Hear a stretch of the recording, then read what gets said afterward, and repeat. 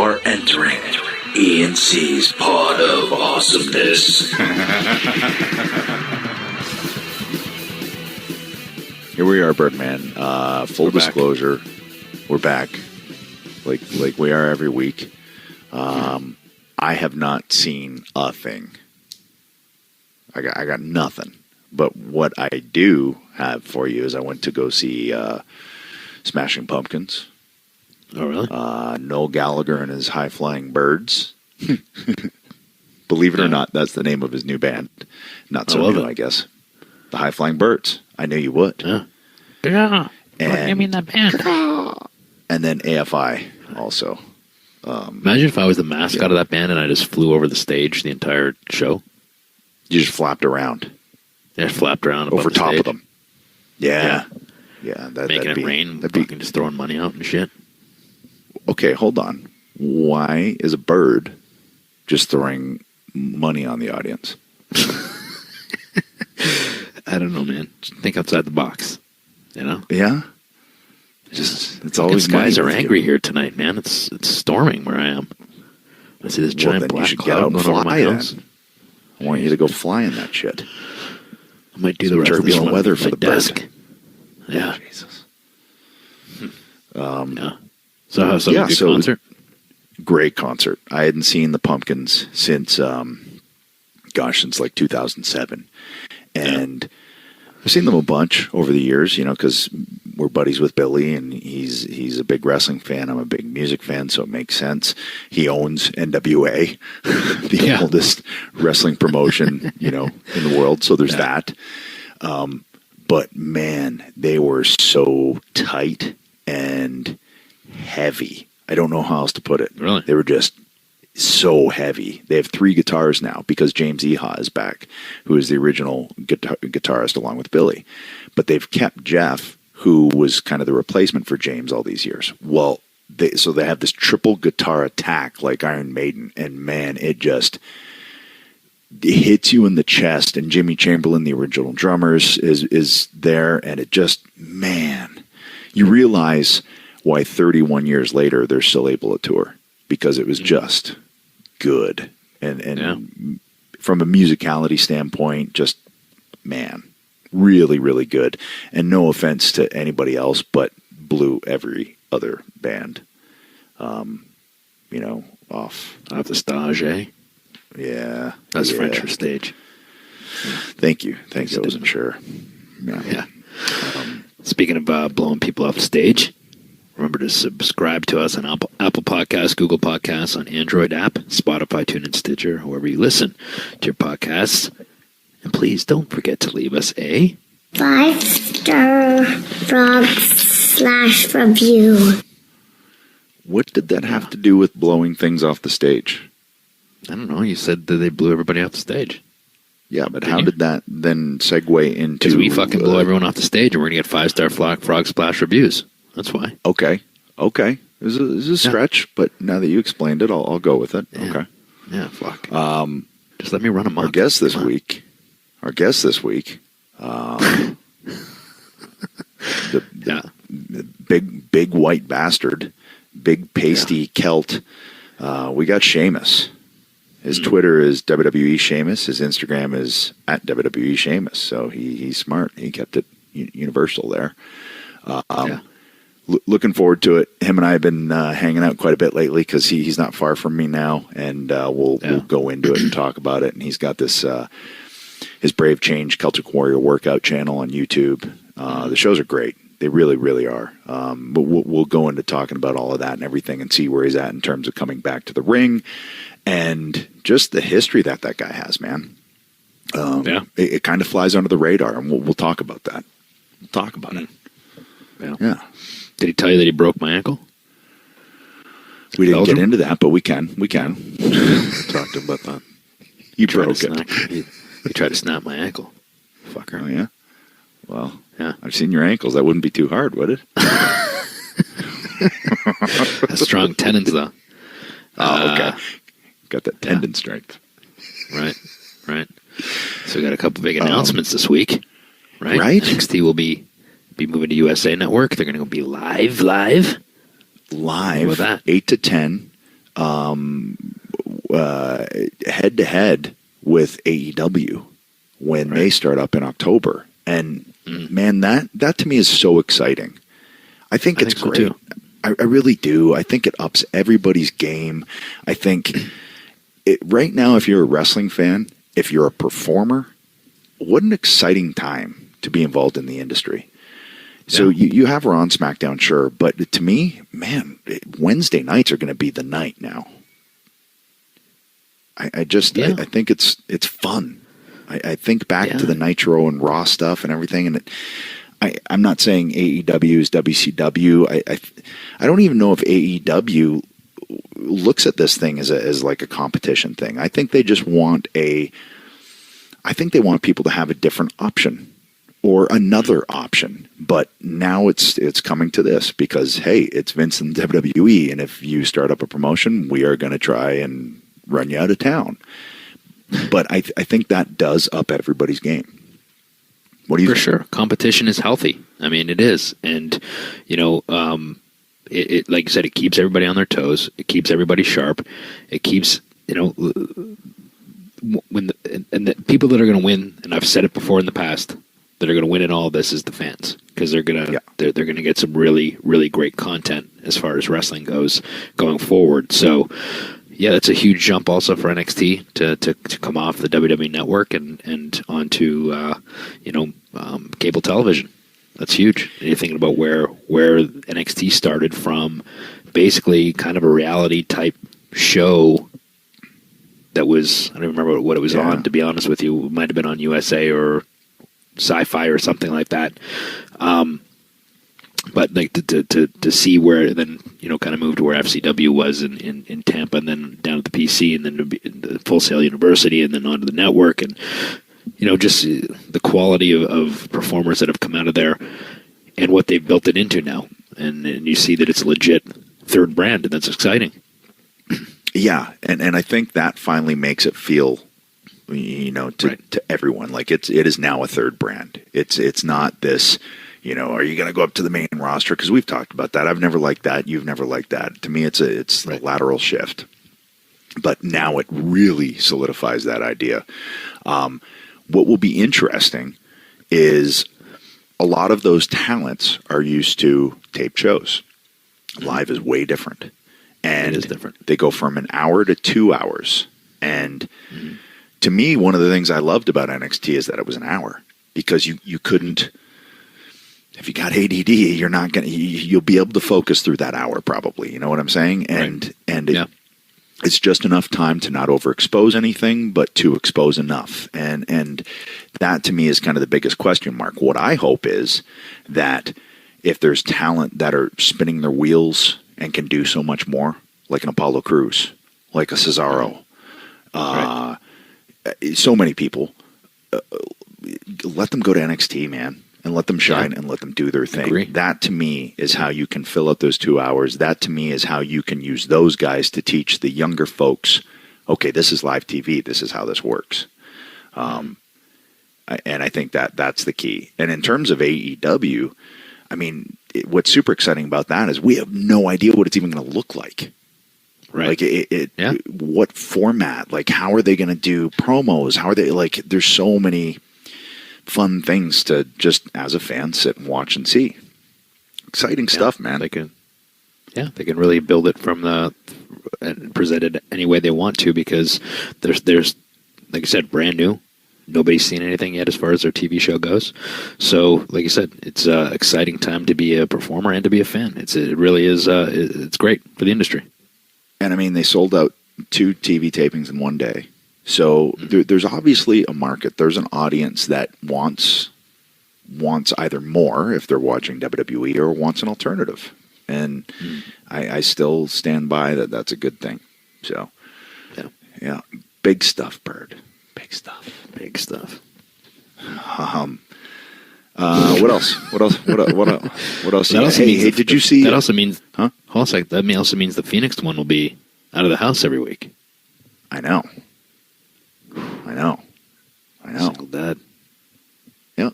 Hey, you know what? You ready for it? You ready for it? I got it. See, here's what happens. I don't try and swim upstream. You know, I ain't a salmon in Alaska. I roll with it, man. If the girls want mac and cheese, they're getting mac and cheese.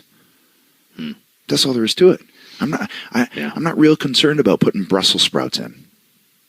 Yeah. I go the path of least resistance. Well, there's that. But I go the path of least resistance when it comes to feeding them. And that is always the contentious thing. So I just erase that from the equation and everything's copacetic. Yeah. Or that, or you're covering for the fact that you just plop them down in front of an iPad and let them go. I do not do that. I do not. That I will vehemently deny. That does not happen. You stuttered a little bit there, which makes me wonder. You know that, which is why you're trying to get on my nerves, because you know that annoys me when I see like kids with their face jammed in tablets all day. That just means you're a lazy parent. I'm only lazy when it comes to making food. Yeah. Just tell them to live off the land, you know? Yeah. Go out there and get some I'll twigs tell them to and go berries and that's right. Rhubarb. Go chop down a tree with their teeth. Out of the patch. Yeah. Rhubarb out of the patch. Yeah. Hey, did you see Joe and Cesaro? I did see it. How was it?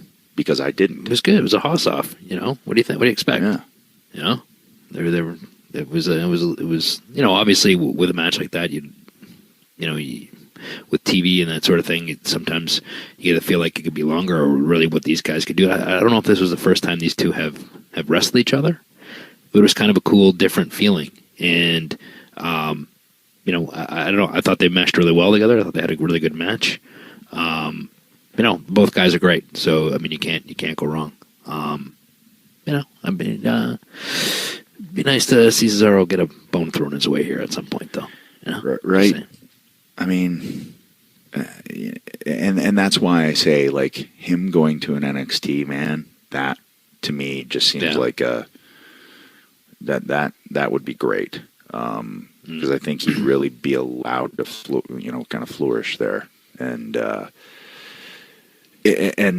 think NXT is great for that. And you know, if there's it's kind of like ECW was. If there's something that they feel he's lacking, whether it's a promo or whatever, I think it could be either hidden and worked on there, and you know, focus on his strengths, which is what Paulie always did with ECW. You know, and I think I see Fandango and Breeze down there, and I'm like, I'm so happy for them. You know, it's great they get a chance to get in there and go, and I think there's quite a few on that roster that that would be, you know, great for them to go down there or over there, or I say down there because it's Florida.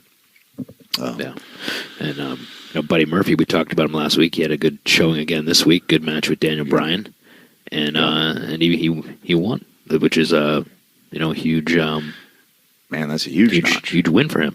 Yeah. It's it gives you a little bit of credibility right there. That's great. Yeah, and I think it was important, because if he goes out there 2 weeks in a row, you know, they did a great job last week. We talked about it on last week's pod. Mm-hmm. Great match. Yeah, it was a great. Yeah, I really enjoyed it. But if he had gone out this week and lost again, well, now it feels like any momentum gained by that match, maybe it just goes back to like, oh, okay, status quo. But now you feel like, oh, okay, they're putting some faith in this guy who clearly deserves it. You know, right? Yeah, and I mean, you have to take those opportunities when you get them and make the most of them. And he has, you know, like if he had just gone in there and had just an okay match with Roman, or an okay showing, he probably wouldn't have got the chance again. But he went out there and they killed it, you know. Yeah, and you know, so that did nothing but good things for him and raised his stock instantly. And you know, we talked about it last week too. Sometimes a loss can do more for you than a win, and I think that was the case with Roman, the match he had with Roman. Yeah, I agree. Yeah, I don't know. This makes it feel less forced too. It's like it's just this thing that's happening. So it was good. Hey, now King of the Ring's back. Who's your pick? It's pick'em time. It's pick'em time. You know who it is. I don't. That's why I asked. Sami Zayn. Yeah? No, he lost already, so it's impossible. Oh, We should have done this before they started the bracketing. Well, so what? Who are you picking? Man, I don't know. I'm going to pick Samoa Joe. Yeah? Yeah. All right. Who are you going to pick? I'm going to go with... I always say Andrade for things like this because I always feel like he's a dark horse, but I think Drew. Yeah, that's a good call, too. You know, Fuck. I think it I should've would picked really... Drew. I think it would be good for Drew. I think it would fit. I think it gets his momentum going again. You know, his promos lately have been much more natural, much closer to him, and I think that's a good shift and a good switch. And you know, I've really noticed a lot in his promos because, you know, of that, instead of it being this forced, I'm big and I'm tough. Well, like, we look at you, we get that, you know. Yeah. And the really tough guys don't have to do that. So I like his delivery now. I really like where it's at. What So about I the don't guys know, like me that aren't really tough? You're rangy though, man. I am. Fuck. Rangy. I find my range. Look out. Well, speaking of King of the Ring, and this is an actual great segue, maybe it's time that we get to a former King of the Ring. Yeah, we should. Right. But my analogy blew yours off the stage. Oh, Here's Sheamus. brutal. Here we go. Larkin to be sure, to be far, to be sure. So, what's the crack? What's up? What's up, fellas? How are you doing? How are you doing? We're Adam doing said good. you were going to be a few minutes. Adam said you were going to be a few minutes late, and I was like, "Yeah, he's probably taking his 17th shower of the day." Like, fucking clean fucker. What are you talking about? Where did that come from? Oh, you're Well, a that's fucking what I said. showering motherfucker. So, Yeah. but here's what I I said. like to be clean, Jay, unlike you.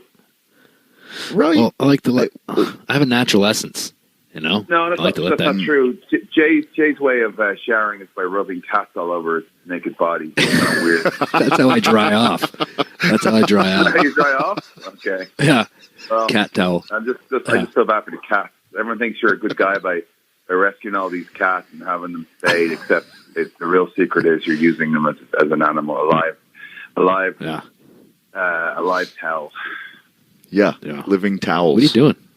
What are you doing, anyways? Like, what are you doing? Sitting at home drinking coffee. Yeah, Why are you drinking coffee? Because I fucking want to drink coffee. Well, no, you're a late coffee drinker. Don't get hot. I'm just saying you're a late coffee drinker. I did not know this about you. I just go by my own clock, and I can't drink coffee after 3 or I'll be up all night. Yeah, well, it's actually just a rarity. Today I needed a bit of coffee. Because I knew I was going to come on this podcast and I want to be all like, yeah. You had to be sharp. I mean, that was cool. You had to be on your toes because you know that we're movers and we're shakers, right?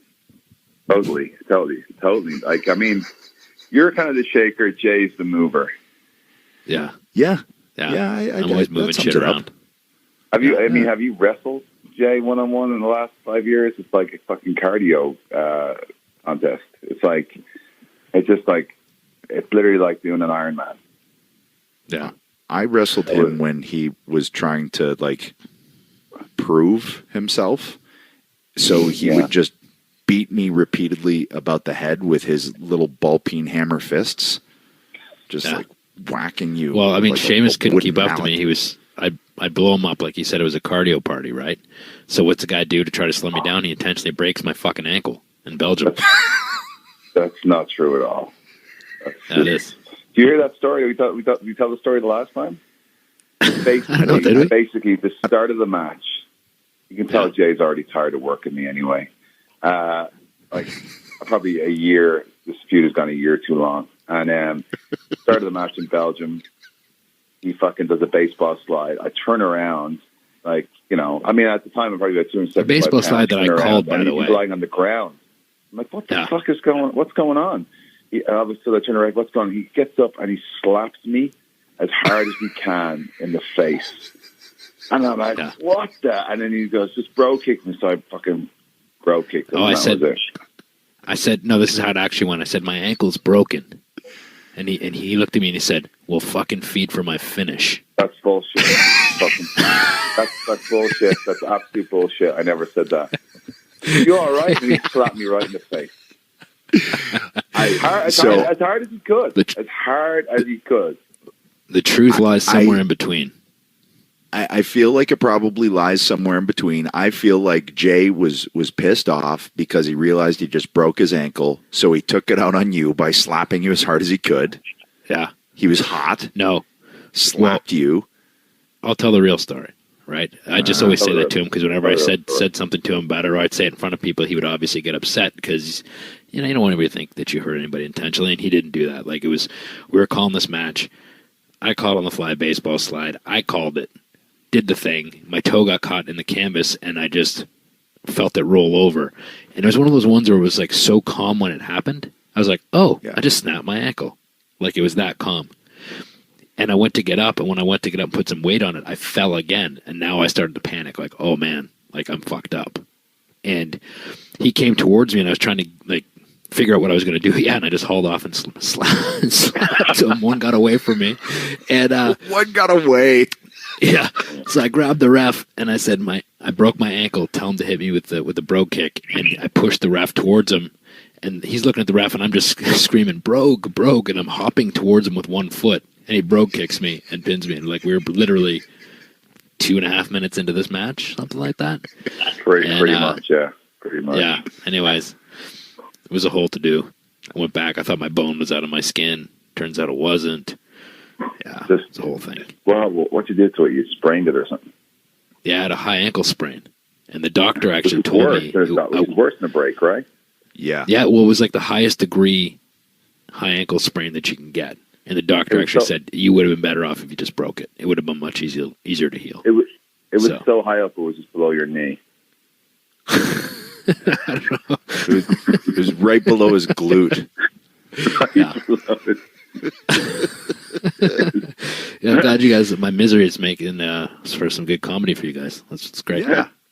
Just want me to jump off. Oh man, I missed you, Jay. I missed your salty self so much. Well, and here's the thing. I think Jay's a little bit jealous because you've been up here, a few times recently. We filmed a couple episodes of your Celtic Warrior workout, Brave Change, and I think Jay might be a little bit stupid. See? Did you say it was stupid? Yeah, he goes, sounds stupid because he's jealous. What? Why would you say that? Yeah, I don't know. Because maybe I haven't been invited on it. You know what, Jay, you have an option here, mate. You have an option to kind of like to show the world what you can do. Like I mean, Adam crushed it, mate.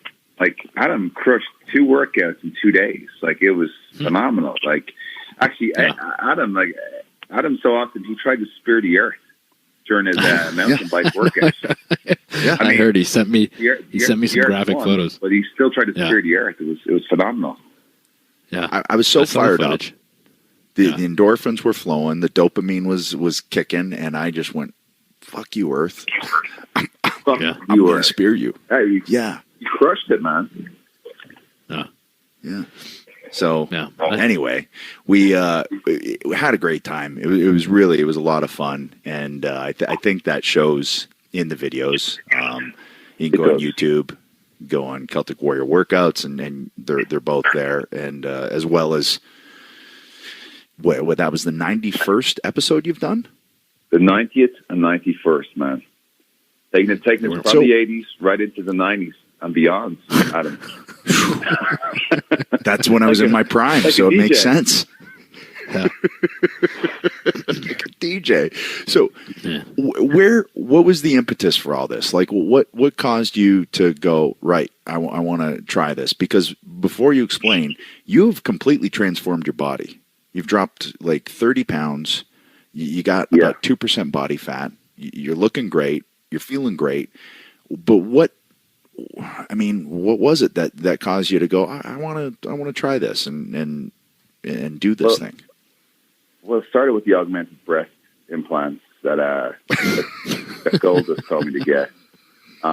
Wasn't sure about it for the first couple of weeks, but they've really settled in pretty good. And then it just went from there. I just like a desperate, or not desperate, like a real housewife from Orange County. I just went all in. It was just, let's see where this goes. Let's see how much I can mess with my face and my body. No, it just started because I was just unhappy where I was in WWE, and I was unhappy. I think it really started.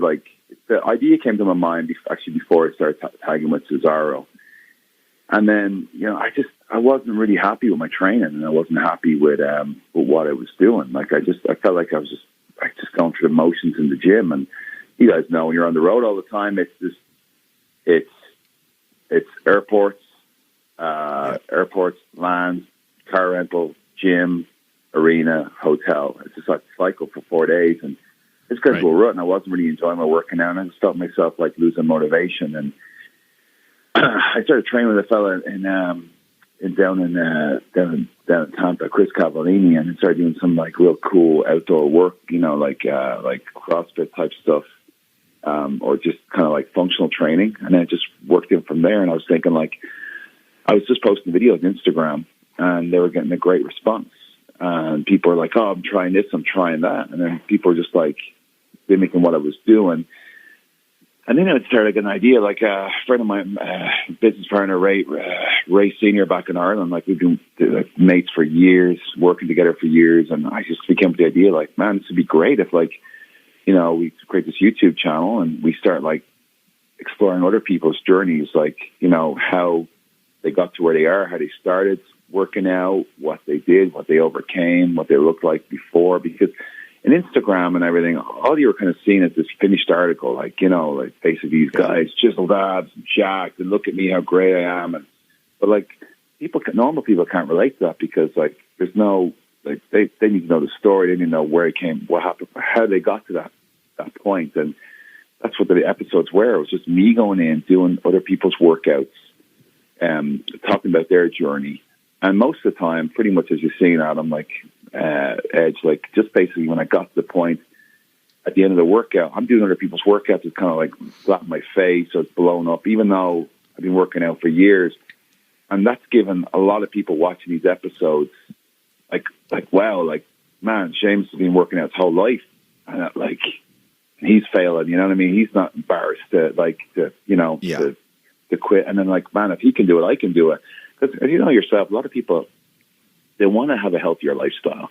They want to start. They want to make a big change in life, and it's very intimidating going to the gym and people are banging and clanging, as we say, and it's like telling someone to go from day one, here's a rope, here's a set of bleeding shoes, go climb Everest. It's very intimidating. Yeah. So that's where Brave Change came from, making a brave change in your life, in any aspect of your life. And the comments have been crazy. I mean, you've seen the comments yourself, Edge, on your on the YouTube and then on the Twitter and Instagram. The feedback's been phenomenal, and already people are doing your workout, and they're it just takes that one workout or that one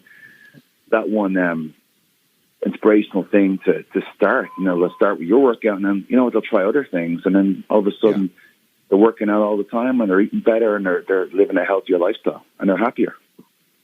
Well, that to me was the eye opener, because as you're starting to read comments, or I would post a picture, you would post a picture to promote the show, you'd start to see people commenting that they tried this, they tried that. That was really hard, but it was great. And you start to see and hear that thing, and that's got to be motivational. That's got to feel great. I saw the video of you and the kid over in, I believe it was in Kuala Lumpur. Was it in Malaysia? Yeah. Who's dropped how much already? Dropped 20 kilos. I think over 40 pounds. Yeah. Since he started watching the videos, and he told me as well that he just watched yours. And when I was in the press conference, they said, "Yeah, we just saw the Edge video, and there's people doing it, and people trying to work out, and they're enjoying it, Yeah. And crazy, man. Like all the way down to Malaysia, Southeast Asia, fella. Like watching the workouts, doing them. It's phenomenal. It's crazy. Like it's so awesome to see. Like so many people trying, like just stepping outside their comfort zone and just trying these workouts and just like loving it and just enjoying it, and then leading on to other things. It's been amazing, as you saw yourself. I think it's also kind of cool. Like you said, it started off as just something to do on Instagram, and then it kind of morphed into this thing, and now people are there's another way to reach people other than what you did in the ring, and I think that's pretty interesting, and it's very cool also that you can, like I said, you can reach them and kind of touch them almost in a different way. And I just, did you give that any thought when you were doing it, or what's your feeling on it now? Yeah, I just, everything starts off with an idea, and that idea just grows and grows. And it wasn't until we start seeing the comments and the feedback. And in the beginning, I mean, even till now, it's like trying to get the videos like filmed. It's just me on my own. Like, I don't know if people realize it's not WWE. It's me going around with a camcorder. And when I'm on the road, I've had a couple of guys who work in WWE Social. They've been gracious enough to videotape. You know what I mean? I throw them a few quid, and they videotape the episodes. But I phone up the gyms myself, which is kind of like, it's tough because you got to find a gym that's going to let you film, and then you also have to find a gym where you have to get them to turn the music off, because if you turn the music on, YouTube automatically, they do the copyright thing, and they basically shut the video down for copyright laws. It's mad, right? Oh. So in order to have talking in there as well, you have to have the music off, and sometimes I've had to kind of work around with it, but it's me and the camera, and then Ray's back in Ireland editing everything and putting it together, and it's just it's so rewarding, don't get me wrong, there's times where it's frustrating, it's stressful. Like, I jumped in the car with my girlfriend and the two dogs, and we drove like 11 hours down to Tampa. I got to Tampa like 2 a.m, and then we're up at 7, went down. I filmed an episode with Tommaso Ciampa, who was awesome. Like, doing all this, that guy's a machine, coming back from next surgery like that. As you know yourself, Edge, like you've talked to him, he's just so motivated and so driven. Like, he literally works out like a machine, but he works out in his garage. It's like a kind of a garage gym or house gym. So it's 110 degrees in Orlando because the sun was shining right on that. So she's there filming, we're doing a workout. Then we went over to Alistair Black and trained with Alistair Black and Selena. Another garage gym, which is 110 degrees. Then we drove back to Tampa. I was absolutely bollocks, which is Irish for just wrecked. And then the next morning we got up and we went to Batista's gym in Tampa, and we did a workout with Batista. So I knocked out 3 workouts in 2 days, just to keep the channel going and keep the content coming out, like an episode every week. So there's times it's been very, very challenging, and it's kind of like been stressful trying to get them done, because you want to keep, it's an episodic thing, so you want to keep it going. Yeah. So I've been, on my time off, that's what I've been working on. That's what I've been trying to do. And Jay, I'm waiting for you to step up, fella. You know what I mean? Like, we're in the 90s now. You're a big 90s guy, MC Hammer. No, that's on your playlist. So I'm just waiting for you to step up. Everybody is, you got big shoes to fill there with Edge's workout, Well, I'll just take you on a long distance run. I'll just run for the 6th episode straight, just see if you can catch it. Like, just me running the entire time, like Forrest Gump. By the end, you got a beard. Yeah. Forrest Gump. But from Orlando to Seattle, I like that. It's a good idea. Yeah. I like how you also said. I also like how you said about the copyright laws. So now what I might do is find out what gyms you're filming at, show up with my home karaoke kit, and I will sing legit songs in the gym on my karaoke thing and get you shut down. You're such a dick. You're such a dick, asshole. Jay. Isn't he such a dick? I've been living with this for 35 years at this point. I'm just used to it. I'm immune to his assholeism. I just made up a word. Yeah, I'm just immune to it now. I'm numb to it. But for folks that aren't used to it, it's a very abrasive thing. He's an asshole. Ain't nothing gonna break my stride. But he's our asshole. you know. He is our large or more gaping your asshole. asshole than my asshole. He is, but he was my he is, asshole. But now he's your ass. Well, he's back to being your asshole again. Whatever. But we love you, Both Jay. your assholes. You know, it's like that redheaded stepchild. You gotta love him because he's yours. You know. Yeah, coming from a redheaded child. I don't know if you're stepchild, but So, one thing that people, I don't know if they realize in watching the shows, and you talked about it a little bit there, obviously, but each episode, man, you're doing a lot of work. Like you and Izzy are putting in some work, and like even the mountain biking one we did, we had my brother-in-law Eric and his buddy Matt. We bought a GoPro the day before at Best Buy. We almost walked out with it and got arrested, and it's so funny to see, like, when there's two of you together, like, yeah, if there's just one of you, people go, is that, I don't know. But when they see, like, I don't know if Jay and I are together or you two are together or you and I are together, like, people get like, kind of freaked out because they're going, well, why is Sheamus in Asheville? And I think that guy lives here, So we almost got popped in Best Buy for accidentally stealing a GoPro. But anyway, that's another. Yeah. Yeah. But there's a lot of work that goes. I paid for the GoPro for sure. You did. Don't worry. We're not going to get arrested now. I just asked the guy, like, what's the difference between this one and this one, and he just had no idea. So he's like, I don't know. I said, okay, well, I'll just take that one. You brought the dogs. You guys came, but it was a lot of work. Like, I watched everything you're doing, and I mean the work, the editing, the amount of footage that our two idiot asses, we just kept talking and talking and talking, and because we have a good rapport and we're buddies. So I'm sure Ray was not happy when he got all of that footage. Here's the thing, though, dude. Like, it was like, there was so much great stuff in that. Like, we could have done so much more. But the thing is, like, when I got up there, like, you'd set everything up so great. Like, the chopping wood, the bike and stuff was so different. We never done anything like that before on the channel. Again, like, the workout we did with the wheelbarrow stuff was hilarious. And then the planking stuff, it was a serious workout, especially with the treadmill and then lifting the weights. And honestly, mate, just like you came off the bike, I almost came off the treadmill. And that's another thing too. Like, I kind of hone in on stuff like that as well, the channel, because it's good. Because the idea of the channel is not to be perfect. The idea of the channel is not to be like, look how great I am doing these exercises. Look at me. Look at this. It's not. It's the fact. The whole point of Brave Change is to show the imperfections.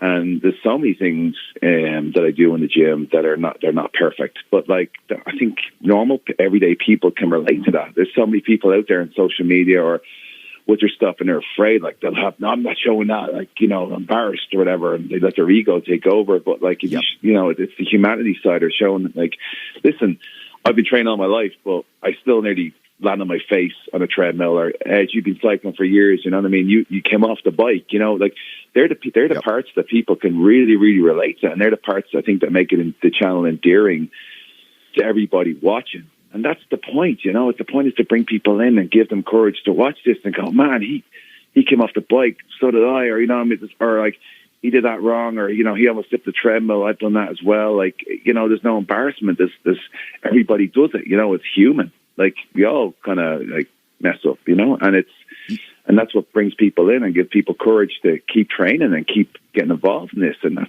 that's what's been. And the episode we shot together was so much fun, mate. We had so much great content. I could have been cutting content out for weeks. You know what I mean? It's just, we still are. It's awesome. And so many great comments. And, there was a lot of hard work in it. But when you see the reactions of people, when you see the whole thing come together, all those hours, all of the travel, it's so worth it, mate. It's so worth it. It's such a satisfying feeling at the end of it, knowing that you've been involved in something. You bust your ass doing it, but it comes out great. And that's another thing. It's going to be there forever. Yeah, well, and I think what is so great about it too is, like you said, it shows people that you don't have to be this perfect machine or just seeing the finished product.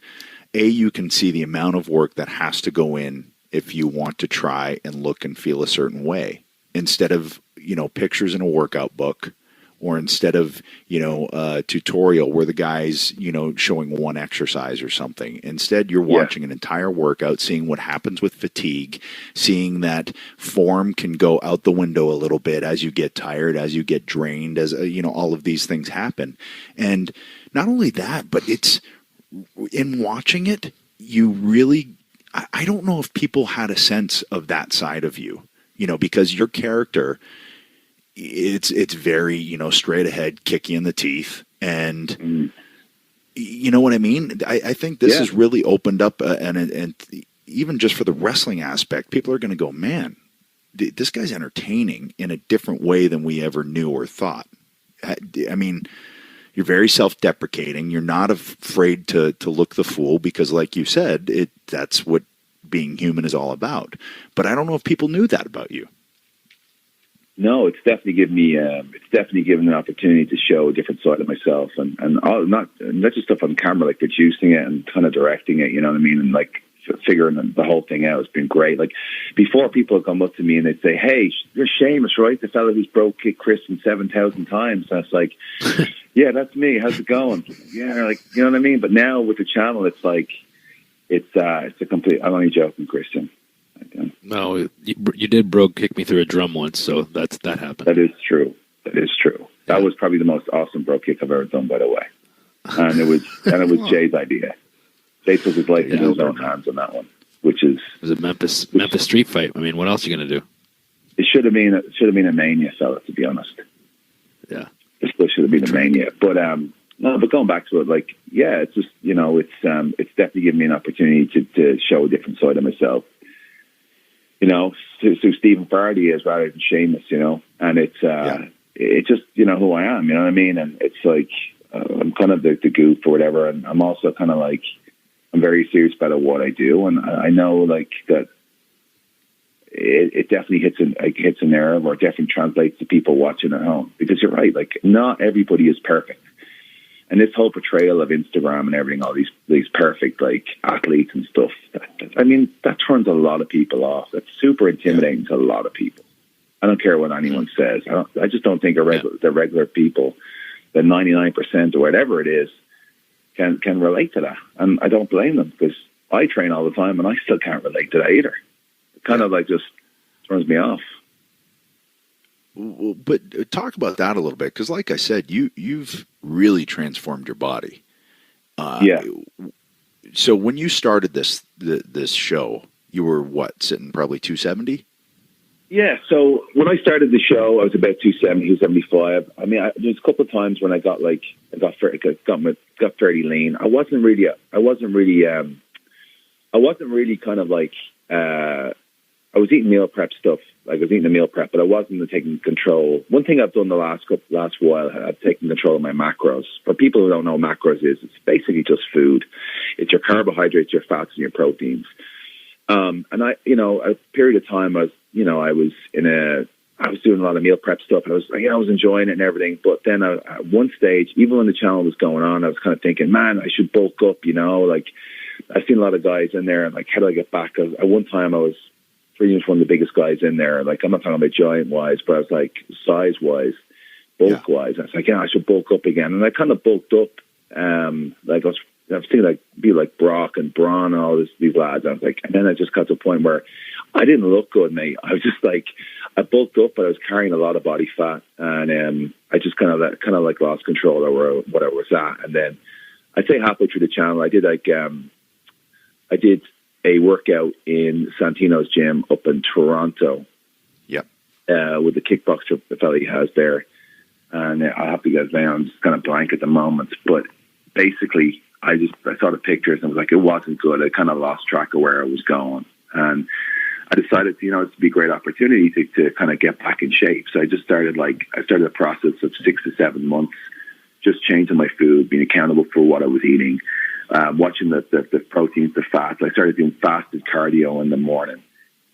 So basically, I get up in the morning, I go straight to the gym, and then I just like literally do 30 minutes of cardio on an elliptical or treadmill, whatever, with no food, and I wait and I eat, you know. So I was starting to like do that twice a day, and then I work out later on the day. So I was working out twice a day, and I was. It actually also came back to the fact that I came back from holidays in Ireland, and me and Cesaro were walking by Vince, and Vince goes, "Hey, Sheamus." I said, "Yeah." He goes, "Enjoy the holidays, huh?" And he's looking at me on my gut, and I was like, "Okay, that's it. Yeah. I need to do something like that." So that was the change in gear. Cesaro will tell you as well. Cesaro knew right away when that comment was made. I just put too much weight on, man. I just kind of lost the plot. But I went on a total different, like, I'm very accountable for my food, cardio in the morning, and then I just kind of kept a log of it and just stayed strict to it. And I dropped to 40 pounds in about 6 or 7 months. Wow. And yeah, it's a good drop. Like I would think it's got to feel better. Just to, you know, you don't realize how that weight feels until it's gone, right? Even joint wise. Yeah, I feel so much better. I feel so much better. I was Conga Fitness, actually. I did a workout with Conga Fitness in Santino Morella's gym in Toronto. But no, I feel so much better. Like, there's this thing, this whole myth of where you think bigger is better. But it's not, you know, like, especially when we're in the ring, you know, like the leaner we are, the bigger you look and the better you look. Right. And that's definitely been evident in the last couple of months before I was last in the ring. And the stage too is so funny because it was like, I'd be putting on T-shirts and jeans or whatever tops, and they'd be hanging off me. You know what I mean? So it's kind of like, it was a bit of a culture shock for me too, because it's like, Jesus, am I just real skinny now? You know what I mean? Because when you go from this whole mentality of bigger is better, it generally isn't. We just think we are because, you know, as I said, you fill out a T-shirt, you feel like you look bigger, but at the end of the day, there's not, when you're in shape, when you drop all those extra pounds, I'm telling you, you're right. Your back, neck, hips, everything just feels so much better.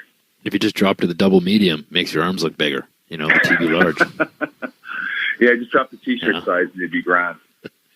Yeah. Did you go through the same process, Christian? Didn't you? Like, when you came back after TNA, did you go like down to like 140 or something, or 150? No, I was like 135. So I don't care. This is a tough room. I'm retired. I just remember Aaron Anderson making comments about all the time. Like what? Arn's term for Jay is hummingbird.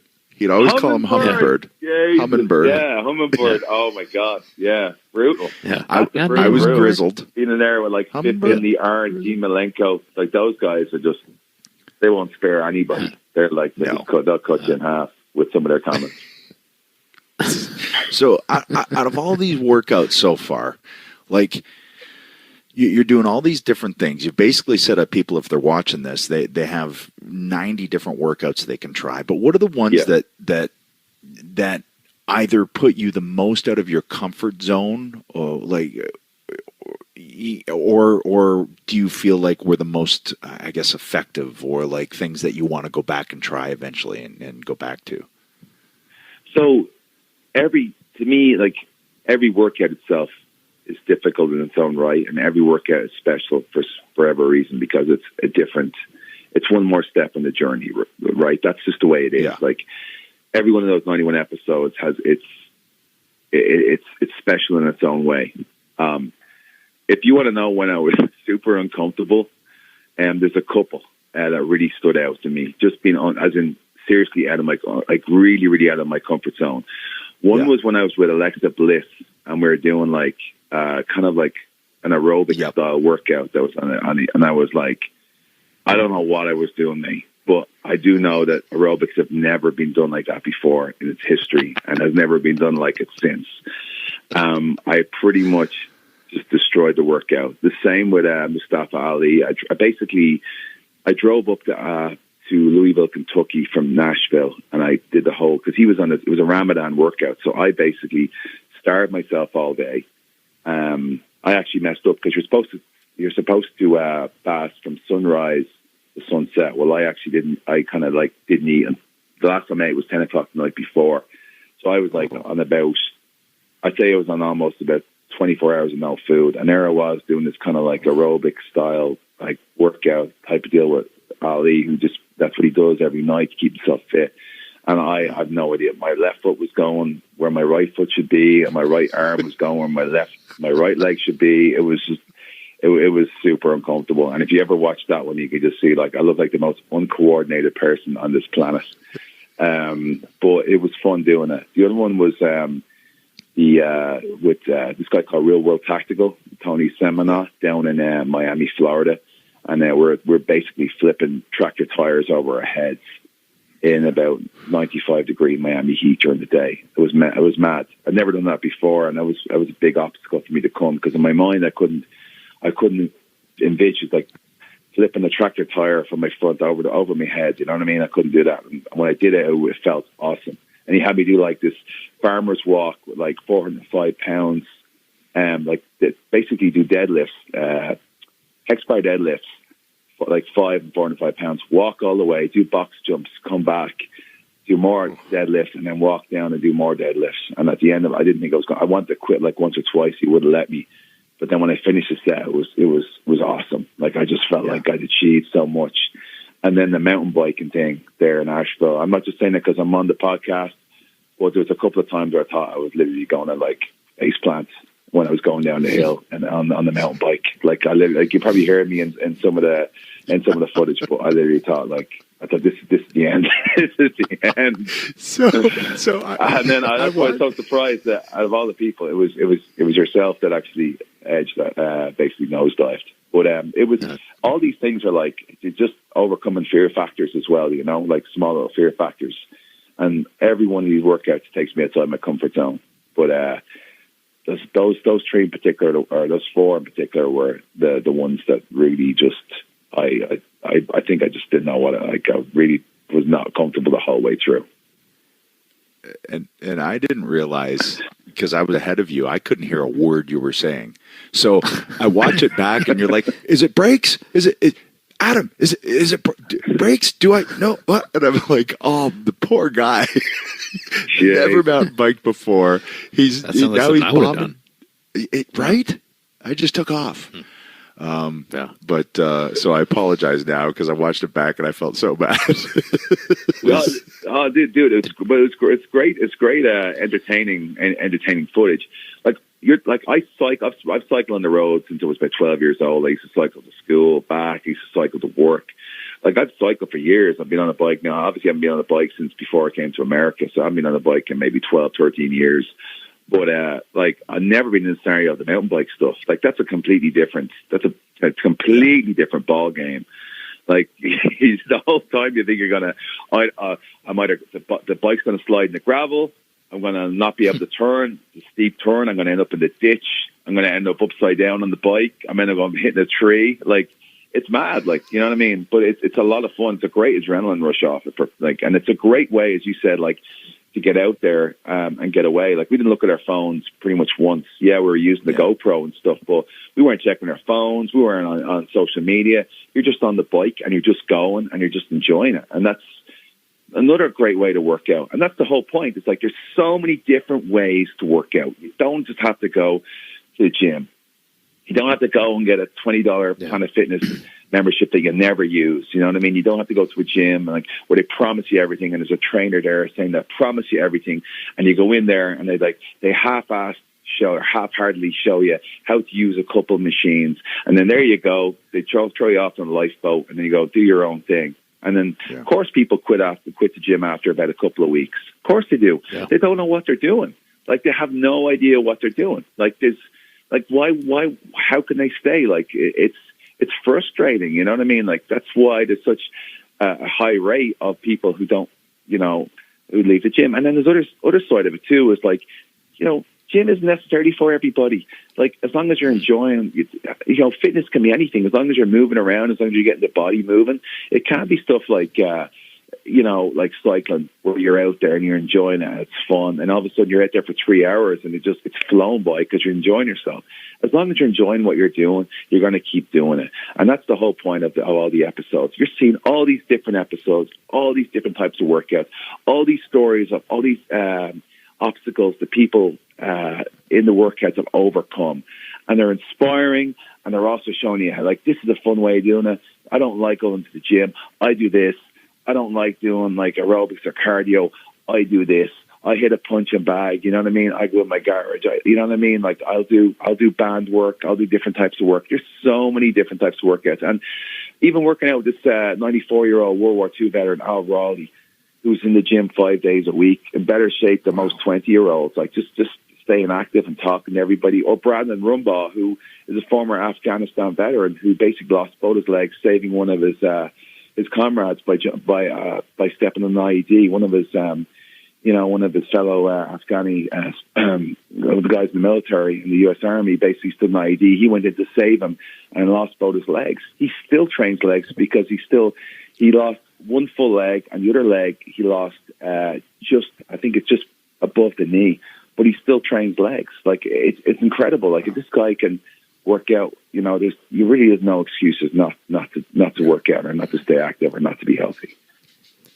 Yeah, I think it's interesting too. Like, everybody's body is different as well, right? Like, they might respond to something different. Like, I remember seeing you in the gym, and you lifted heavy weights. You were a big, strong guy, but and sometimes that mindset of just lifting weights is like, oh, this is how you get big. This is how you get in shape. You have to do this, but it does give you an appreciation, and especially for guys like us that have been injured and are dealing with injuries. Did it give you any new insight on different ways to train around like certain injuries and things like that? Definitely. There's a lot I've learned an awful lot, and you walk in there to work out, or with somebody, and you come out with a full amount of respect for that workout. You know what I mean? It's like with Tommaso, for example. I learned an awful lot of stuff for my neck. There's no secret. People have known about my neck issues, and I just learned so many different types of isolation exercises that he's learned himself, that really have helped strengthen my neck and help me work on it and just stabilize it, and you know what I mean, and control my workouts. Yeah, it's meant dropping the weight, but again, like it gives another message with Celtic Warrior workouts. You leave your ego at the door. It's not about how much weight you can push. It's about pushing yourself to the limit in the safest way possible and in the smartest way possible. And that's what I've learned. There's, again, like so many different techniques, like so many different type of isolation exercises. I learned a lot of stretching, a lot of core exercises. I've done DDP yoga, Diamond Dallas Page. If you live in Atlanta or anywhere close, you definitely get down and see a studio. It's phenomenal. I went there with Fit Finley, Mel Finley, and Dave Finley Jr. Called the Fit Family Robinson, and DDP, the DDP workout, and it was awesome. Like I'm learning so many different things, and that's the thing. Some people are like, what? I only do this way, like you said, Christian. It's like, oh, I only do this, lift heavy weights.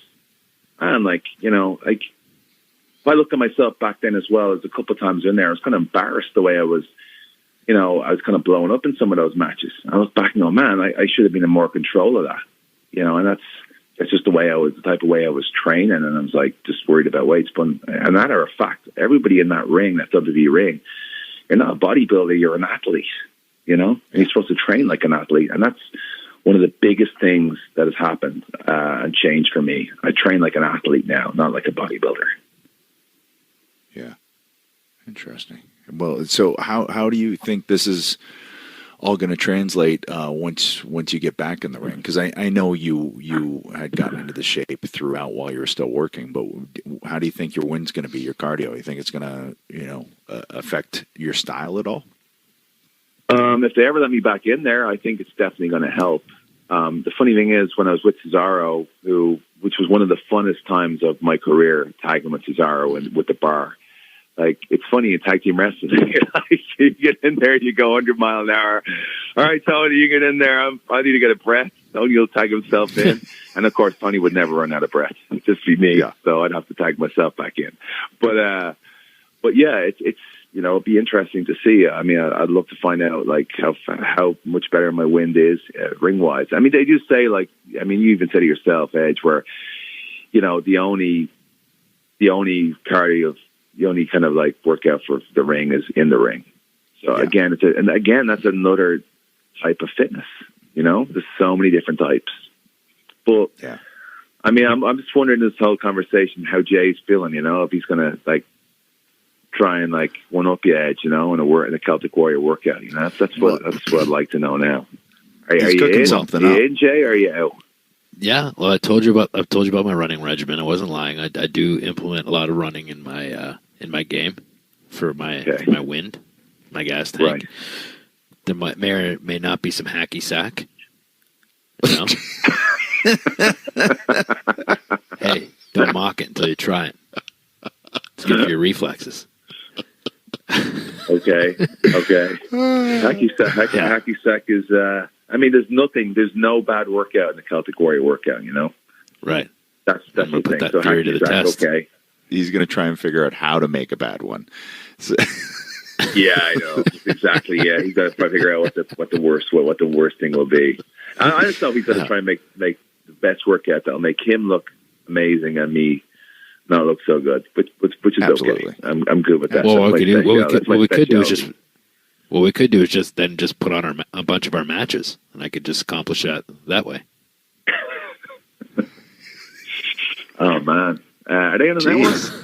They go back a long way, man. I'm not sure if the network goes back that far. Well, speaking of that, we haven't even talked about wrestling. The fact that like you have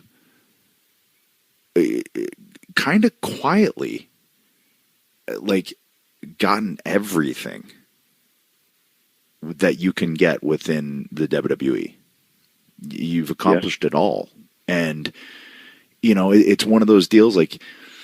I don't know if people fully know that until if they stop and actually think about it and go, holy crap, yeah. I mean, there's one thing left for you to get, and you've got the full house. They talk about the Grand Slams. They talk about you'll have the full house if you win the Intercontinental Championship, which you already have, right? Which you already have. Like you've the ultimate Grand Slam champion, which is what you are. Like it's the full house of one right now. Yes, it is. And I know Jay tried to destroy your King of the Ring trophy. We talked about that unsuccessfully, of course. Did he knock? Jay, did you knock the cup off the top of that trophy, or was it stuck back together, or did you just? No, I think it was still intact. I think I hit him with the heavier part. I didn't mean to drop it so hard. Oh no! Yeah, I just let it slide out of my hands gingerly. This is the best. Everybody go back and watch where Edge and Christian split up, please. Now, I'm definitely going to go watch that. You have to, because Jay, afterwards, I was like, holy shit, man. He goes, oh, well, I just like raised it up and then I just like dropped it on you. I was like, really? Is that what you did? Or did you try and slam it through my intercostals and my obliques and my abs so that like it landed in Hades? Because that's what it felt like. And well, you folks watch it and tell me what you think. I'll definitely be watching that. That's on the list. It's on the watch list from the network. You got a long list? Because it's funny. Like when we see things like I even now, like stuff will pop up on like Twitter or Instagram, and I'm like, Jesus, I don't remember. I remember that. Like, it's just so funny because there's so much stuff. I'm there. I was there 10 years. You guys are there, like, I mean, 40 years or something, 30 years? I mean, a long time. It was a long time. Be honest, you're there 20 years actively in the ring? In the ring, and I think with WWE, 15, for me. Yeah. So, and then there's so much stuff because it's like you say, it's a build-up for pay-per-view, and then the pay-per-view happens, and then the next day it's like the pay-per-view never happened. It's like on to the next one.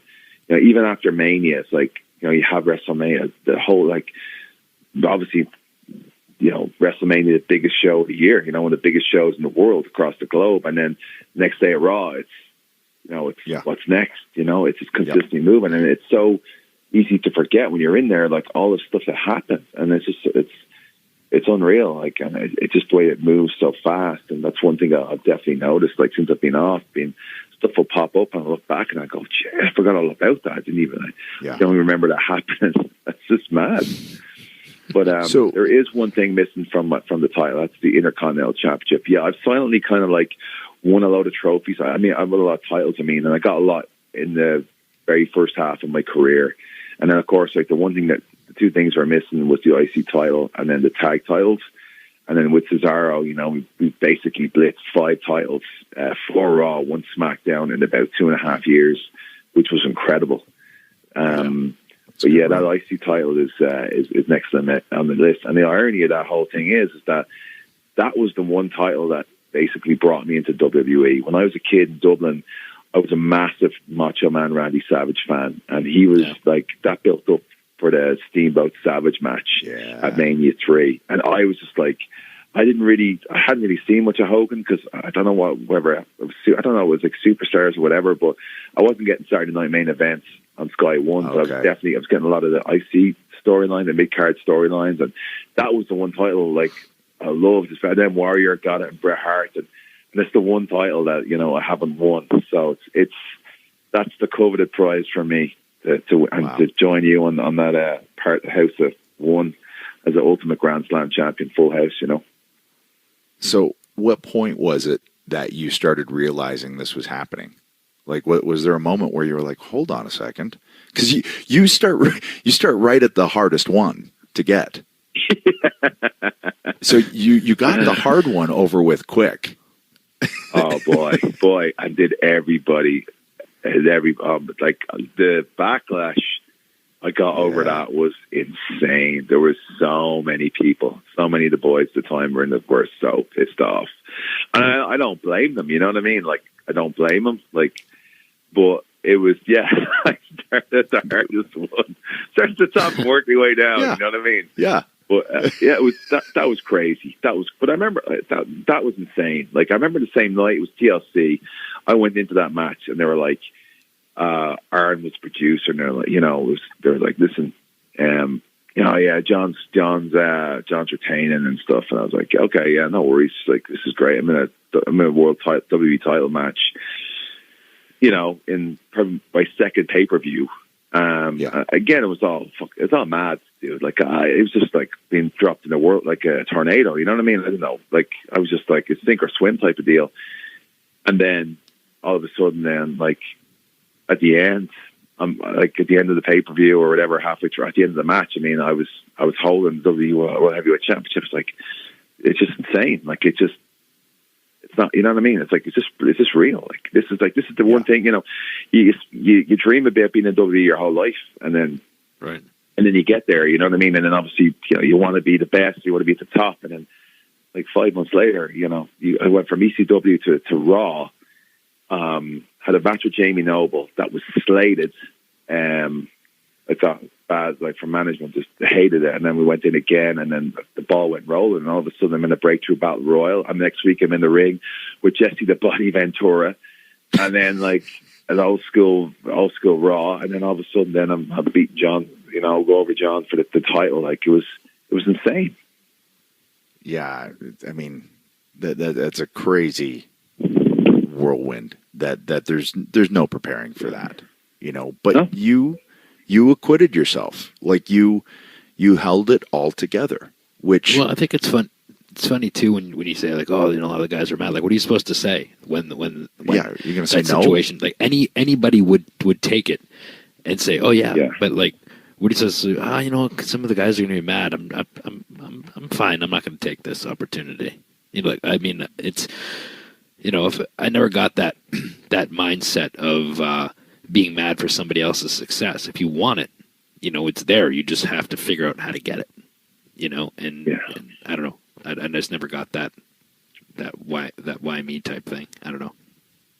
No, I know, absolutely. I remember actually you were ECW champion at the time, and I guess ECW was coming to the end type of deal, and but I think we had a promo in the ring at Raw. Yeah. That meant me, you know what I mean? Like you were talking, you made a comment about how we're both champions with just one name. Yeah. His first names, I remember that very, very well. And I think we actually had a match on Raw. We did. But I remember that time though, Jay. I remember like there's so many people in my ear, mate. Like, you gotta stay strong with this. And I remember you trying to put the match together, and me being difficult, and just because I was just so like, I was so stressed out the whole time. I was new. Sure. Yeah. You know what I mean? I was like fucking fish out of water. And I remember talking to you, being like, I remember you were trying to put together, and I was like, I was just trying, I gotta defend this, I gotta like protect my side, all this sort of stuff. But I remember you being stressed out because I wasn't easy to put that match together, and I remember not being easy to put that match together because you know what I mean. It's just one of those things at the beginning where I was just brand new, and I was like a million people in my head. But that's in that position, you're really in a position that you're not equipped for. Not that you weren't talented enough to be there, but like I said, you were just thrown in the fire, and new everything's new to you, and now you're the top guy, right? Like you're the champion. So you're not wanting to fail in that position. So there's that pressure, and then proving that you deserve to be there, and then you have. Like you said, you have like 50 people thinking they're the only ones giving you advice, but 50 people are giving you advice, and you don't want to let anybody down. So you're trying to like somehow, make all this mess in your head make sense and use the good information but not offend anybody. I get it. And I think I remember, I might have said to you when we were putting that together, like, like just relax, if I think I might have said something like, if we don't have a good match, it's going to be on me, not on you, or something to that effect. So like, I think I might have said something like that. And then I think you relaxed a little bit. Yeah, I just, all the great matches we had, after that and everything, from point up when we were on SmackDown and everything. Like, but I think that was we didn't wrestle again, I think, for a long time after that until the brand split, whatever it was, 2011. But yeah, I just remember like it was like so many different things coming at me, and my mind was just like it was a popcorn machine, mate. It was just I didn't know where it's like, because everything had just happened so quickly. But again, it's all about experience, man. It's all about learning, and it's all about eventually, you kind of like push out the noise, and you gravitate towards the people that, like, that you have, you're like, you're there, who are really there for you, or you relate to better, and their style. Like Fit Finlay was a big one for me as well, as a producer. Like I firmly sat in with Fit a lot more after that, but yeah, it was an interesting couple of months in the beginning. It was definitely a serious, awesome ride. But yeah, I remember that match, and again, fun, stressful times, but a lot of fun. But yeah, man, thank you for that, dude. Thank you for getting me through that, bro. That was awesome. Yeah, man. And I remember it was an awesome match as well. Everything we did in there was great. It was a great champion versus champion match, and it definitely helped me a lot in that match, mate. And then you took note, and you're like, I'm going to break this fucking guy's ankle in like 6 years. I'll show him. Yeah. Yeah. But you one of the good things you pointed out there that a lot of people wouldn't know, and if there's anyone in the industry that is kind of struggling with this, it really is filtering out the voices that don't necessarily compute with you. And everyone has the best intentions, you hope, when they're telling you these things. But you have to find what works with you, and the only way to do that is by listening. But eventually you will weed out those people who just kind of would do things way differently than you. And you found like a Fit Finlay, and you found, people like that can really help you navigate some stuff. But just in finding those people, it's super difficult. Like you just heard, there's a lot that goes on, and when you got a new guy coming in, thrust into that position, man, I can't even imagine when they first brought me in after my vignettes, if they went, okay, in like 2 months you're going to be champ, I would have went, well, how? Like, how do you do that? It was crazy. But you're right. Yeah, you have to. Agreed. You have to find out who suits you. And I mean, there was so many different. Like, no producer wants to give you bad advice. They're just a different type of wrestler than you are. Yeah. And everyone wants to jump in there when someone new comes in. They get excited about it. They want to go, oh, look, you should try this, or you should try that, or and that doesn't necessarily work. It doesn't necessarily. And at the same time, when you're new, especially then, like I don't know what it's like for the NXT kids now, because a lot of them come through that NXT deal where they're on TV, and now they're going to be on USA every Wednesday as well on live national TV. So, well, I just came from FCW, and I did a couple of dark matches. But, so you don't have, like, there's a lot of crossover appeal now at NXT to the main roster, which we didn't have in FCW. I don't know, you guys didn't have it either. So it's like, at that stage when I came in, you're trying not to piss everybody off, but you're also, like, trying to find your own way. And that's the hardest part of it. Like, because at the end of the day, people sitting in the crowd are going to be judging you. I mean, they don't care if they don't care if you've only been developmental for 2.5 years, or they don't care if, like, you're thrust into this thing. They just want to see results. And they're like, this guy's in that position. Does he deserve to be? I don't know. I don't particularly know him. Well, he said that word wrong, or he did that wrong, or that was a sloppy move. And they're just ready to pounce, They're just ready to pounce on something. And that's an extra weight in your shoulders too. But again, at the end of it, like, all that stuff made me just a better performer. I got thrown in the deep end. It was sink or swim. I took it on my shoulders, and with help from a lot of people, and I think it advanced me years, mate. To be honest with you, it made me step up as well. Sorry. I was say at some point too, you learn to trust your own instincts, right? And then that really is a game changer when that happens. You're talking there about the pressure of the situation you were in. I mean, like, come on, man, who are you talking to? I won the light heavyweight championship my first match. I mean, talk about pressure.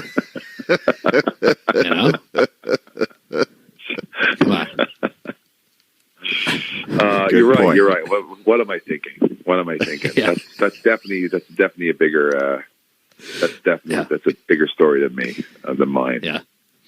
I said, Taka, I'm going to make this title. I'm going to make you proud. Taka Michinoku. Yeah. Did you beat Taka? He beat Taka, in Chicago. Yeah. First match. Yeah. And to this day, every time I ever see Taka, which is not that much, whenever I see him, I say, I love Chicago. And he looks at me and goes, I hate Chicago. So. We just watched Rusev comes over to the gym, so I have converted the garage into a gym and call it Brave Change Gym. And Rusev and Lana basically use the gym pretty much all the time. I'll train out Rusev whenever I can, but we basically stick on the network and we watch, like, whatever comes on. He'll just randomly pick something. Today was like the first ever King of the Ring. A while ago, it was I think it was WrestleMania WrestleMania with Austin and Michaels. That was WrestleMania 14, right? It was in Boston, I think. Was it Boston? Yeah. I don't know. Anyway, it was just Taka opened the show. You know what I mean? I can't remember who he was wrestling. It definitely wasn't you. But it was wrestling them. But, like, it just goes to show, like, that's amazing. Like, the matches they have, like, every title was represented on WrestleMania back then. Yeah. Yep. And it wasn't 7 hours. No, it was 3 hours, right? 3 hours? Yeah. 3 hour pay-per-view? Yeah. Yeah, and then it bumped to 4, and now it's, 22. And, yeah. Closing in on the full 24 hours. Yeah, that's made a full day pay-per-view. Like we just talked about too, you ran the gamut as far as, accomplishments in your career and, figuring out how to, which is the most important thing, stay relevant for a long period of time, because it could be a hard thing to do on live television every single week. You found a way to do that. Like any performer, though, like you said, we're athletes, and, the body, it absorbs punishment, and you've dealt with some injuries and stuff like that. How are you feeling? And you just have any how's your future looking as far as in ring or can you talk about it? So, as opposed to like staying relevant, if anyone out there wants to stay relevant, just throw a mohawk up. It's great. Yeah, gives a whole different side of things. You know what I mean? Put some braids in your beard. You know what I mean? Just go all out. Nose ring, maybe. It's a great idea. Yeah. A lot of great ideas. Of course, none of which if you're wrestling. But, you have to get in the ring with all that stuff. When I came back to Mohawk, the whole "you look stupid" chant came on. I dug the Mohawk. That's not really what I was thinking. But, okay, I just got away with it. But then I they're going to get on me. That's when I got my nose pierced. And, of course, I went straight into a feud with Randy Orton. So when you're taking RKOs every night with a nose ring in your nose, hanging out of your nose, or your Shrone, as say in Ireland, and it's bouncing inside your head every night. It's not the best idea, to be honest. So, but that's how I stayed relevant, just by changing the look a little bit. As opposed to where I'm at now, I don't really know what the crack is. I'm still waiting. I'm just again enjoying my time. I'm very hard. It's very hard for me to sit around at home all the time, but that's why the channel has been like a saving grace as well. It's kind of my passion away from the ring, and I've really enjoyed doing all these workouts. And again, like everybody being so generous, like a lot of WB superstars, men and women, also being so generous with their time and getting on the channel. But I don't really know what the story is as of right now. I'm still kind of in the dark about it. But I'm just training away, I'm trying to stay in the best shape I possibly can. Because the channel is there and I'm working all the time. But also, just I thought it's always very important to be ready, just no matter what happens. As opposed to me moving to Asheville and just living in the Edge's donut shop every day. just killing blueberry. What are those donuts I had the other day? By the way, Chris, did you try these donuts from Edge's favorite place in Asheville? No. Oh, no, I don't. I don't think I have. Have I? So it's called Dope Donuts, and it's in the Underground Cafe, and it's a local place. And man, all I can say is they're these gourmet donuts. And just so many different flavors that you wouldn't think sound appealing. But just, man, this guy, he puts so much thought into it and hits you in layers, and I could go on all day about these donuts. But the one you had was blueberry, lime, and, blueberry, lime, and... I can't remember. I know, it's going to bug me now. There's another one there that was like a maple with bacon on it, right? It was like, what was it? It was maple miso bacon. Oh, miso, jeez. Oh. So here's the thing with this place. It's like, when you go to like donut shop, like obviously Dunkin' Donuts or something, and you have a donut, it's like, you eat it, you feel like crap afterwards because there's so much artificial stuff. You know what I mean? It's just, there's so many preservatives in it. You eat one of these, right? You don't even want to, if you have a cheat day, for anyone who works out there, you have their cheat day, like you want to have a good quality cheat meal. Yeah. So, these donuts are so good, mate, that like they're full of calories, but you don't get the crash afterwards. You don't get that crappy feeling. You actually enjoy eating these donuts. I would literally move to Asheville just to go to this place every week. It's phenomenal, man. I don't know how you do it. I don't know how you restrain yourself just to one day, Edge, to be honest with you. It's so hard. It is so hard. It is so hard. But I'd love Sunday to see Jay morning with a beard gut, though. I'd like, that, like just a big belly on him. Yeah. I don't know why I would like that too. Yeah. Maybe I have one now. Just do like you have a dad bod? Have you got a dad bod now, Christian? Yeah, I've really let myself go. Yeah. I really let myself go. Hey, and I found out it was blueberry, rosemary, and lime. So it's rosemary. Wow. Yeah. Yeah. Anybody who goes to Asheville, they need to check that place out. That's I pretty much like Asheville. I live in Nashville, but I definitely would.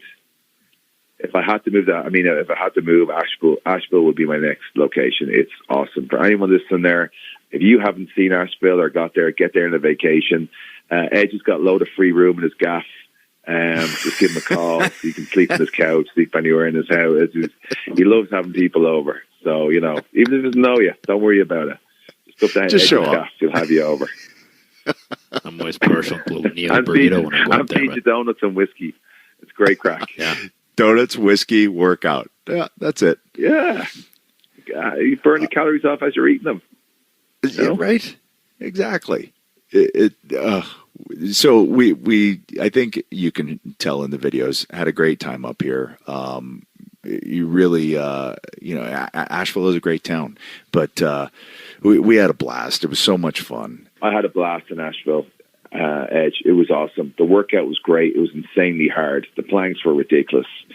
I have to say one thing as well. I said it to a lot of people. I was then in Southeast Asia, in Malaysia and Manila and the Philippines, was like, you know, and we said on the channel too, like, where you're training harder probably now than you did when you were in the ring. Obviously different type of training, but like, I have so much respect for that, you know, like, you really push yourself to the max. You built your own home gym, which is awesome.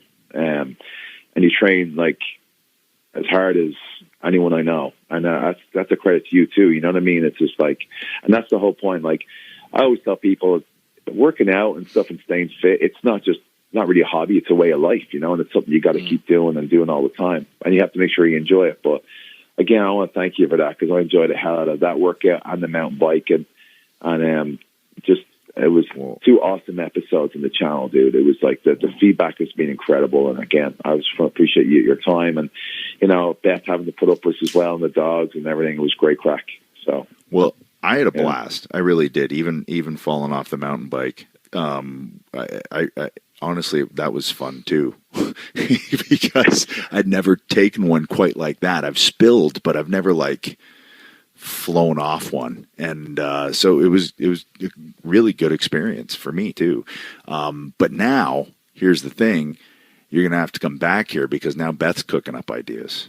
I think she got a little jealous. I think she saw us doing the wheelbarrow, and she saw us doing like all this weird stuff, but that still kicks your ass. And I think now she's trying to come up with something. So, well, I'm well up for it. Like, I definitely, I wanted to get Beth in as well, for sure. I definitely wanted to, because for everything that Beth has, everything Beth's done, like, literally, like, she's created a legacy for the WWE.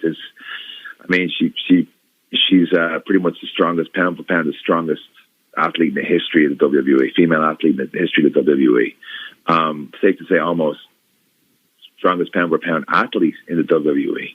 Like, she's incredible, insane. But I definitely she's in the would discussion love to, for sure. Yeah, I definitely would love to get a workout in. I know a lot of people, a lot of fans, and a lot of people watch the channel would love to see an episode with Beth Phoenix in it too. So that'd be great. So you got one. You got to line one up with Jay now, and you got the Beth one. So at this rate, we'll be at 100 in no time. See, we'll fill up the 90s. Yeah, we'll fill them up. Well, what's the chance there of getting Vinnie Mac on number 100? Get him. Yeah, maybe get him. Get Taker. Sure. Yeah. You know what I mean? I was wondering. I was curious. I think everybody should tweet him. Tweet Vince McMahon. You know what I mean? Try and get him on number 100. Man, but, that would be awesome, actually, to watch his drive and work ethic in there. I heard stories of him like squatting like 600 pounds. Like, he completely crushed me in there, mate. Like just squatting 600 pounds, benching like 500 pounds, like something ridiculous. I might be actually that might be the one I'm scared to go into because of the weight he's putting up. Yeah, might be going out on a bleeding stretcher after that one, but it would definitely be worth it. It would definitely be worth it. And then maybe we could squeeze Jay in there somewhere. There you go. The hacky sack will be waiting, you know. Dude, I got one right here that I'm already practicing as I'm on this on this podcast. Yeah, I'm also really good at I do the river dance for cardio. Dude, you do a great river dance. Edge, have you ever seen Kristen's river dance? It's phenomenal. I do a good. I thankfully have not.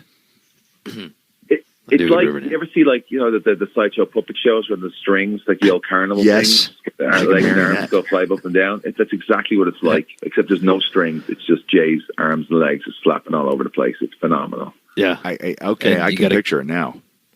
Yeah. And you got to keep the Michael smile on your Flatley- face the entire time. Michael Flatley had seen this fella. I'm telling you.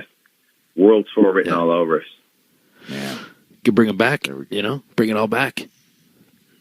Dude, man, you tell me when, and I'll make the call.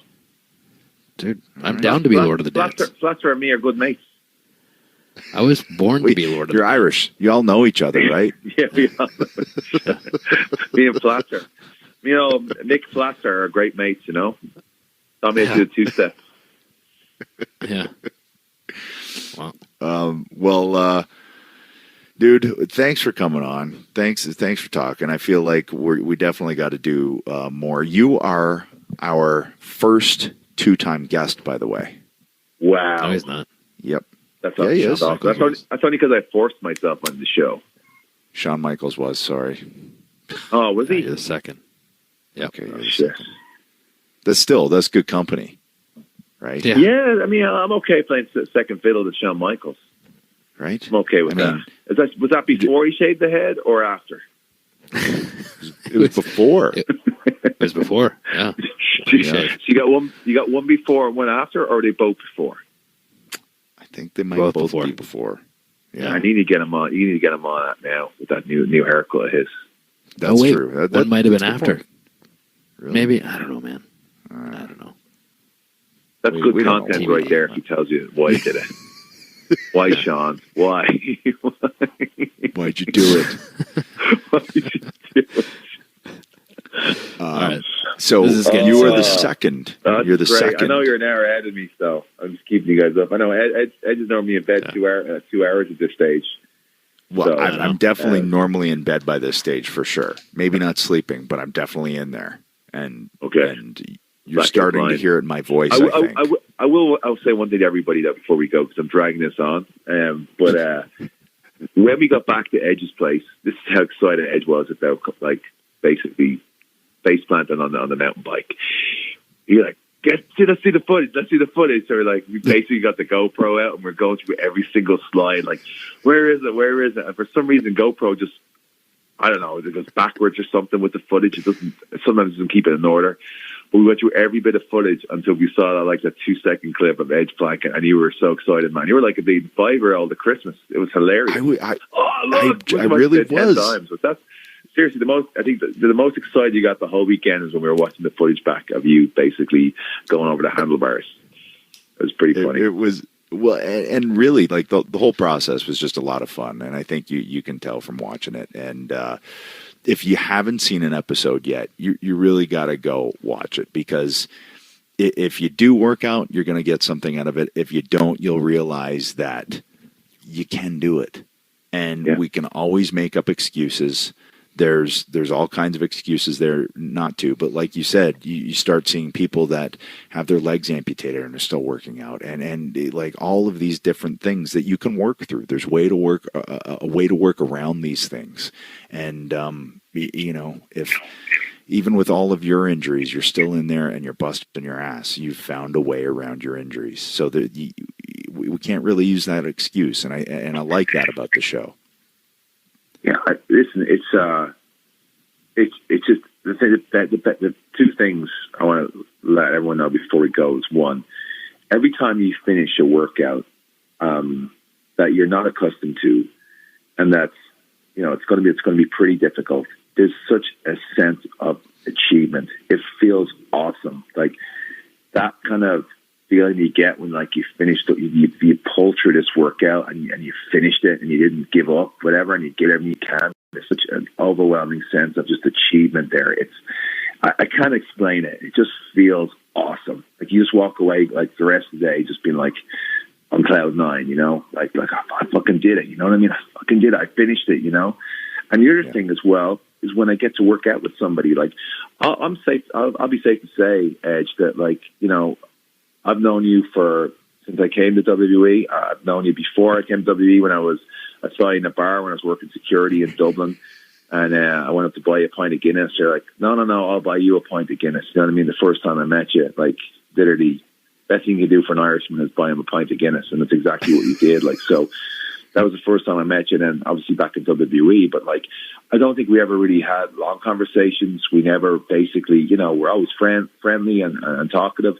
But walking away from that workout, like when you walk away from a workout with somebody, you just, you know, you just walk. There's just an overwhelming bond. I can't explain. Would you agree with that, Adam? Like, yeah, it's like for sure. You achieve something like that together. You push yourselves through a workout, and you come out the other side just tighter as friends. And you know what I mean? A tighter relationship. You know what I mean? A better relationship, stronger. Like, I don't know if I'm wording this right, but when you come out the other side of a workout, when you go through something like that, like a tough workout, it just you just come out different. You know what I mean? Am I right? Yeah. I do. I think it's kind of like being in the trenches together. It's like being in the foxhole together. You go through this hard, rough thing, and it's why I think, you know, when you have hard matches with people or tough matches with, you know, whether it's a TLC match or things like that, when you go through some things like that, whether it be a workout, whether it be some kind of match or even a program together, there's a bond that definitely grows there. You know, it just because you go through stuff together. Yeah, and you both push each other through it, and you both make sure you both finish. And it's as I said, it's like it's a brotherhood or a brother sisterhood. That's made at the end of the workout, whether it's you're working out with a girl, you know, a woman or a guy. But that's definitely the way I felt after our two workouts, man. So it was awesome, and got to know you a bit more, and. Now I'm looking forward to stalking Jay. So this is going to be great. This is going to be awesome. You know? All right. I like it. Yeah, you thought you knew him, but boo. Anybody? Boo. This thing on? Yeah. Yeah. Well, man, thanks for coming on. I'm glad we got to, you know, talk about the show. We're going to have you back on now to still talk about your singles career. It's your second time on, and we still haven't really gotten into it, so we're going to have to do that. But always a blast having you, talking to you, whether it's having you on the ENC, you know, television show, whether it's whether it's being on Celtic Warrior workouts. It's just it's fun being around you, and you know, so it was great having you on. I appreciate you taking the time. It was a blast, guys. I appreciate you. I know I forced myself onto the show, which is awesome. But as I said, like, you know what I mean? Like, it's so funny being around each other on a daily basis back, you know, a couple of years ago, and now, like, it's cool to catch up and I love the show, love the podcast, and thanks for having me on, and dude, I'll see you soon, man. Take it easy. Yeah, go say hi to Izzy and Frodo and Don for me, bud. Yeah, Frodo's already eaten the wall, so I got to differentiate between like dog food and drywall. So I'm still trying to teach him that, but until then, I'm just going to leave everything as it is. But yeah, thanks, guys. Have a great one.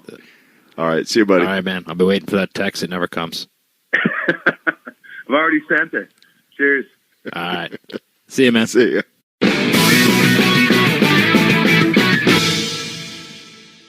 Such a good guy. And like he talked about, him and I have gotten so much closer since I've retired. You know, not that we were buddies, but, you know, now he's one of the people that I stay in contact with. And he's a good dude. I think this show has been able to show a different side of him that, like we talked about with him, that people didn't see before, didn't know before. He's a really funny, charismatic guy. And sometimes with his character, that doesn't get shown. So watch the show, try the workouts, or just watch it and just see. But it's really cool to see a guy in the Philippines or Malaysia come up to him and say he's lost 40 pounds watching the show. That's got to feel good. No, that is great. Yeah, and it's also, you know, like you said, it gives him something else to focus on as well. You know, and you know, when you get into, you know, on the road and stuff like that, it's tunnel vision. You know, it's all about the one thing, and it's nice to have an outlet for something else to kind of just, you know, just give you something else. Yeah. You really do need that for your own peace of mind at some point. And so and he's helping people along the way, and I think it's great. Yeah, yeah, and I think you get to a certain point in your career and you realize you're closer to the end than you were the beginning. So you start finding these other outlets and interests and creative outlets. So I'm happy for him. And if you haven't seen it, just subscribe on YouTube or just watch on YouTube. It's really fun. It's good. But they've heard us yapping enough, Birdman. Yeah. Later, Marks. Here you go.